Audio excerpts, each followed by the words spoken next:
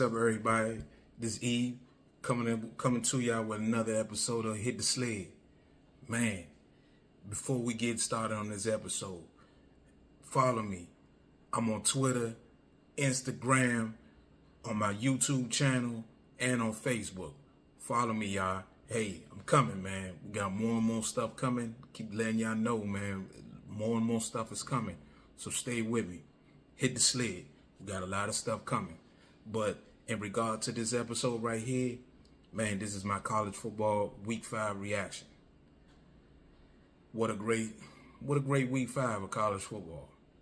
We of course, we got to start at the game of the day. We got to start with Colorado USC. 48-41, USC over Colorado. It was a great game. Great game overall. You know, Colorado showed a lot of fight coming back. They did a good job. They did a really good job in fighting back. In regard to the good that came from this game, for the first time all year, they really ran the ball quite effectively, in my opinion. They ran the ball for 45 times, 45 rushes for 193 yards. That's 4.3 yards a carry, and they had 2 touchdowns. That's a great game for them as far as running the ball, because the previous 3 weeks, they haven't really been running the ball. Last 4 weeks, they haven't really running the ball, man. For them to run for almost 200 yards against a USC defense, and we're going to get to them later. That defense is going to be an issue moving forward for SC. But in regard to this game right here, they had 45 rushes for 193 yards. Very good, man. They did an excellent job with the run game. As far as Shador, man, Shador had a great game as well. He went 30 for 45, 371 yards, 4 touchdowns, and 1 interception. Man, that's a tremendous job right there. Tremendous job. He played well. He played really, really well. He showed a lot, especially in the second half. Second half, he came out, he showed a lot of toughness. He showed a lot of physicality, a lot of mental toughness, and he showed no give up. Never gave up, kept fighting to the end. That's excellent. That's great to see. That's great to see by Shador. Man, Shador showing something. He's showing something, everybody. He's showing something. He's showing that he got that fight in him. He really do. He's showing he got that fight in him. And the team fought back. And when you have a performance like that, you always have to have people that you didn't expect to have great performance step up. In this case, they had a young kid, a freshman receiver, Amarion Miller, and Cromartie McLean. Let's start with Amarion, man. Hey, young kid, freshman from Louisiana. Hey, Prime, after the game, called him a poor practice player, but he had a well of a game. He went for 7 catches, 196 yards, and a touchdown. He had a great game. Great game. Cromartie McLean, the 5-star corner out of Florida. He also played. He finally got on the field, played a lot, and he did a tremendous job. If you remember last week, Coach Prime came out. Coach Prime was really, really, really, really not complimentary about his work habits. Saying Cromartie it's all up to him. First of all, he gotta come to meetings. He gotta not come to meetings late. He gotta study his playbook. He gotta know what's going on defensively for him to actually trust him to put him on the field. Well, it looks like he did it. He's been doing that, and he made a huge contribution in this game. Tremendous job by the young fella, man. He did a tremendous job, man. It's one of those things where you have to commend him. He took the criticism from Coach Prime, and guess what he did? He stepped up. He went going. He kept working, and then he got on the field, and man, he did a tremendous job. In regard to the other team, USC, hey man, I'm gonna tell you something. Caleb's that dude. Let's not make no mistake about it. Caleb's that dude. Caleb Williams. He went 30 for 40 for 403 yards, 6 touchdowns, and only 1 interception. Think about that. 30 for 40, 403 yards, 6 touchdowns. He made every throw in the playbook. He threw the ball inside the pocket. He threw the ball outside the pocket. Man, Caleb's that guy. He's what the youngest call, he's him. Caleb's that dude. He's that dude. He's flat out that dude. He's the number 1 pick. Let's not, it's no sugarcoating, there's no mistaking it. He's the number 1 pick moving forward. He's that guy. He's that guy. The defense, on the other hand, down the road is what's going to keep USC from winning a national championship. Caleb is going to have them winning games this season that they have no business of winning because he's that great. But defensively, they've only improved by a little. They only improved by a little. You know, so it's one of those things that they just did not play well defensively, in my opinion. In my opinion, they did not play well. They did not play well. They did do some things, but they didn't do a lot. They allowed Colorado to come back, and it was just one of those things where they played decent. They played really well in the first half, but in the second half, it was a little shaky at best. It was shaky, and Colorado came all the way back. They came all the way back. So, you know, I just think defensively is going to be USC's downfall, and Lincoln Riley has a big decision to make.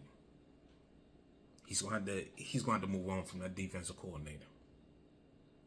He's going to have to move on. He's going to have to move on. That defensive coordinator is not good enough for USC to win the national championship. He's just not. He's not good enough. I'm sorry. He's not. He's not the guy that's going to lead them defensively where they're going to be good enough to win the national championship. And that's why Lincoln Riley is paid the big money. He has to make a hard decision. It's not an easy decision because I'm sure he has a good relationship, because the defensive coordinator came from Oklahoma with him all the way to USC. He's been his defensive coordinator for at least a couple years, 2 to 3 years at Oklahoma, the last 2 at USC. That's 5 years. Probably known him for longer than that. And the 5, I'm sure they probably friends. The 5 friend of yours, that's a tough decision. But I'm thinking that's the right decision. He's going to have to do it. He's going to have to do it. So I just believe, you know, this game right here, as we sum it up, this game right here is a classic example of Colorado losing. However, they ended up winning morale. There's no moral victories in football. However, Colorado can walk away from that game taking a lot from it and know that they can compete with a top 10 team in the country. That showed them a lot. That should give them a boost moving forward. In regard to the other games, by Wolverines, Michigan against Nebraska, we won 40-45-7. Hey man, let me tell you something. Right now, the Wolverines, Michigan is on point. They on point. Jim has these boys looking good. They didn't do nothing out of the ordinary. It was Slavanaka, and they just physically beat Nebraska down. Nebraska ain't ready. Not yet. Not yet. They'll get there. They will get there. You know, JJ went 12 for 16, 156 yards, 2 touchdowns, 1 rushing. They didn't need him to put up all those crazy numbers. They didn't need him. Defense played great. They didn't need it. Jim got these boys ready to go. And hopefully they can continue to get better and where they're peaking at the end of the season towards a big game. And we know what we're talking about. Michigan, Ohio State, down the line. Next game, Georgia against Auburn. 27-20, Georgia.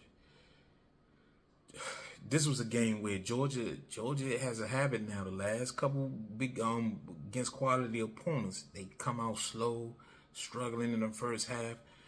One of these games that's going to come back to bite them. That is going to come back to bite them one of these weeks. It's going to come back to bite them. And they did a tremendous job. They made plays at the end. In my quite honest opinion, Auburn deserved to lose. Because at the end, when Georgia needed it, they never covered Georgia's best player, which was the tight end, Brock Bowers. Never covered him. Didn't do nothing with him.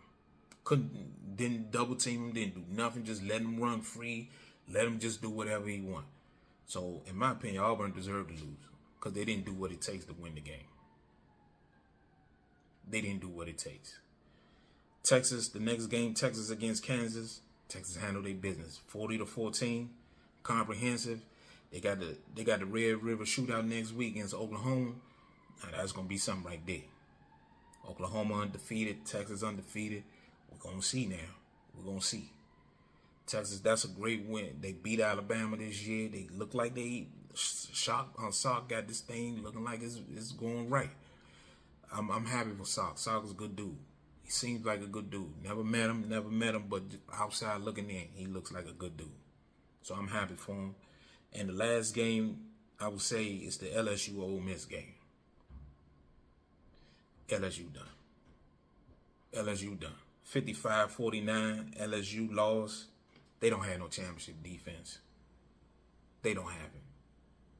Credit to Ole Miss, Lane Kiffin. They came back after losing to Bama last week, came back and got the win. That's what you're supposed to do. That's how you bounce back. They did a tremendous job winning that game at home. 55-49, no defense. There ain't no defense getting played. This game was 28-21 first quarter. No defense. They was just out there going up and down the field, up and down the field. I was like, SEC about defense. Where the defense at around here? There was none. No defense. So, you know, Bama rolled over Mississippi State. So, you know, those games right there, those was the games of the week 5. Tremendous job. Penn State struggled a little bit with Northwestern, but they ended up coming back and winning that. Oregon pulled away from Stanford. You know, so the season is ongoing. The season is getting ready to go, man. So definitely look forward to my preview of the week 6. This coming week, man. I truly appreciate y'all with me. Hit the sled. Hey, I'm on Twitter, Facebook, Instagram, my YouTube channel. Follow me, Instagram, Eve. We coming, man. We got a lot going on. Behind the scenes, we working. We coming. Man, I truly appreciate y'all watching my video, man. I appreciate y'all. Thanks a lot, man.